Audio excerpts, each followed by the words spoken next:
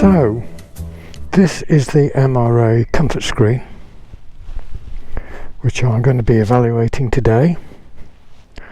As you can see, I've obviously been out on it already. It's only held on by these two spars. I've put on some anti-vibe pads there and there. Fits on quite nicely, sits well, nice shape. So I'll go and do some mileage, we'll have a look, and I'll sum up at the end.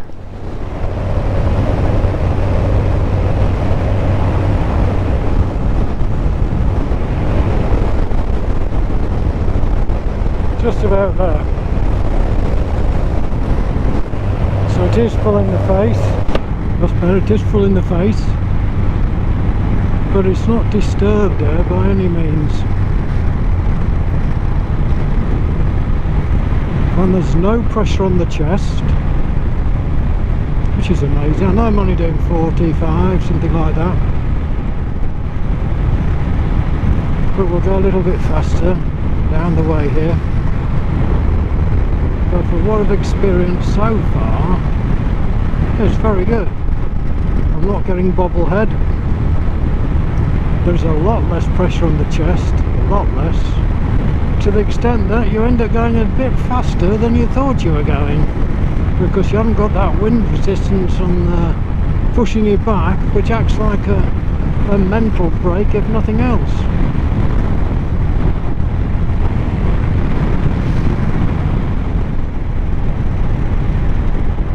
But at the moment, this is quite good. Prefer it to the little Puig bikini fairing I had on, which really did push the wind up underneath the helmet. This at least is full in the face, although I did actually get it primarily to use in the winter to avoid that well-known biking syndrome, frozen eye sockets. I don't know if it's going to work on that, because it does come full in the face. We'll have to try that. Now, I have to mention one experiment I did with this.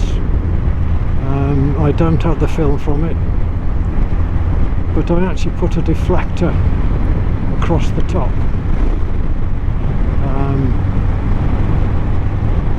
And I went for a 150-mile round trip, something like that. And I noticed at about 20 minutes into the journey, as I went past a motorway matrix sign, that the actual characters on the dot matrix were actually blurred sideways, as though the whole sign was vibrating, if you follow. But obviously the sign wasn't vibrating, my eyeballs must have been. But that was the only symptom at the time that I could determine. Like everything around me seemed fine, it was just that particular sign. Now, about an hour later, I stopped for some fuel, got off the bike and almost fell over. I stumbled, which I've not done before. Thought nothing of it. Felt a bit spaced. Did another hour, stopped. In the lay-by, there's a couple there doing some dronage. They started to chat and I could not put a sentence together. They must have thought I was as high as a kite.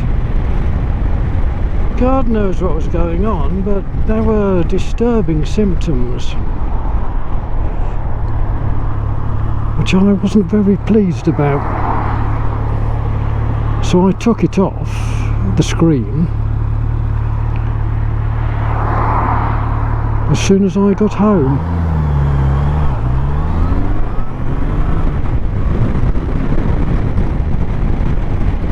This is the first time I put it back on again, and this time without the top screen, the top deflector. And although it's full in the face, it's not pushing my head backwards or sideways. So whereas the deflector made it perfectly quiet and took all the wind off the face, it did something mischievous to the head itself. So, but we'll get onto some dual carriageway shortly, and we'll see what it's like there.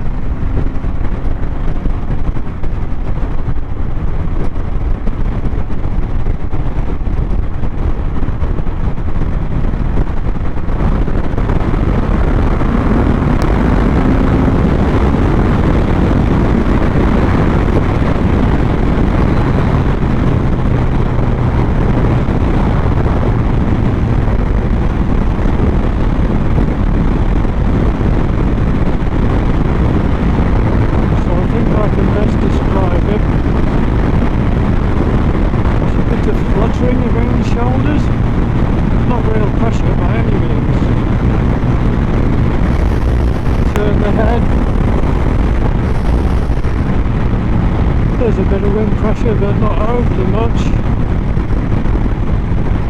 So if you wanted to do a distance on a naked bike, this one is specifically, I would suggest that putting one of these screens on would work very well. Obviously your mileage may vary, as they say, but at the moment this looks a good one.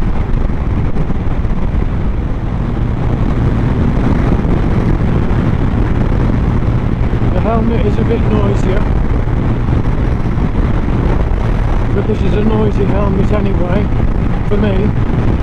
It's an AGV K5S. It always seems to whistle round the visor pivots.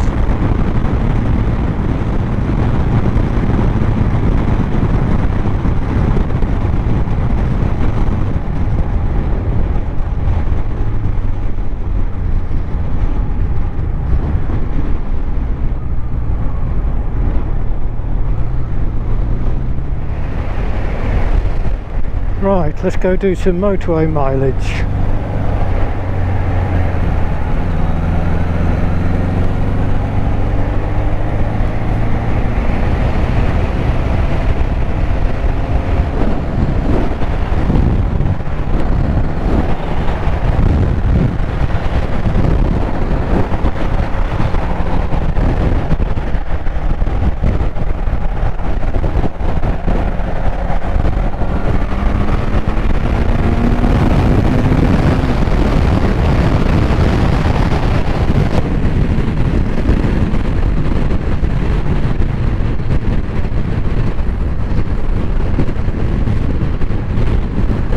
Not quite at motorway speeds.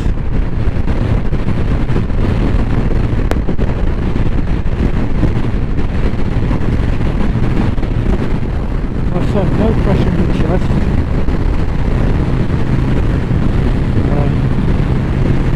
To give an idea of what it's like in the helmet, I have earplugs in. I've got the bike right up against my mouth, and I can barely hear myself talk. That's not normally the case.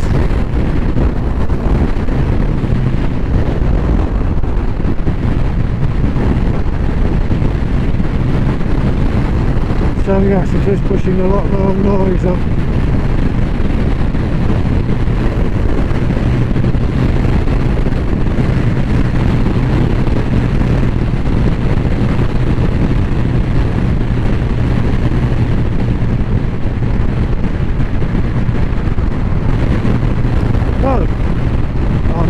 Any pressure from the wind at all, it seems.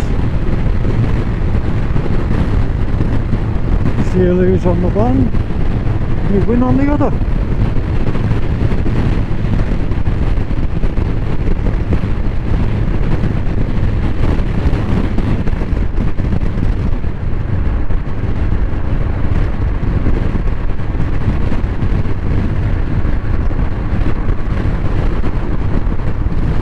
At 60 I can hear myself talk a lot better, so it seems to be a change around about there, just over the 70 mark.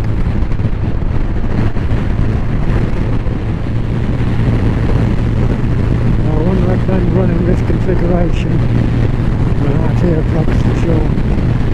Can't hear myself. Well, I hope you can hear me.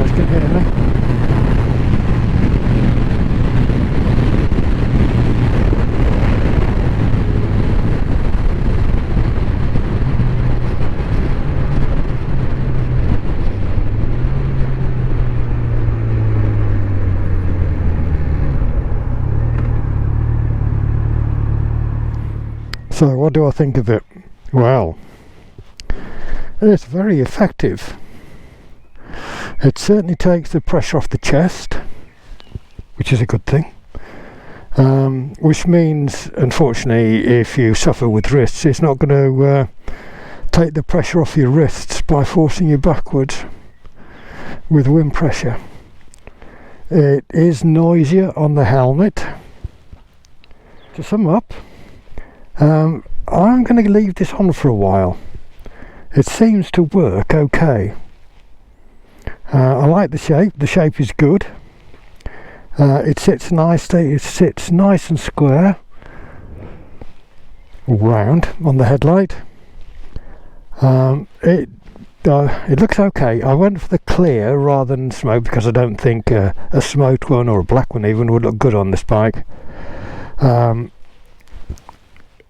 I'm not too concerned about it being noisy at speed because I'm not going to be doing speeds, not that often anyway. You do have to watch what speed you're doing though, because it's easy to creep up, and it does concentrate the wind smack into the face if you choose to have your visor open, which in the summer would be quite pleasant, but in the winter, bearing in mind I was hoping to get rid of frozen eye sockets, I don't think that's going to work, so we'll have to see about that. But for the meantime, I'm going to leave it on, see if I can live with it. Okay, that's it. That's for this evaluation. Thank you for watching, guys. Ride safe out there. And remember, it is all about the ride. Enjoy yourselves. So this has been the Haggard Rider. Until the next time, cheerio, guys.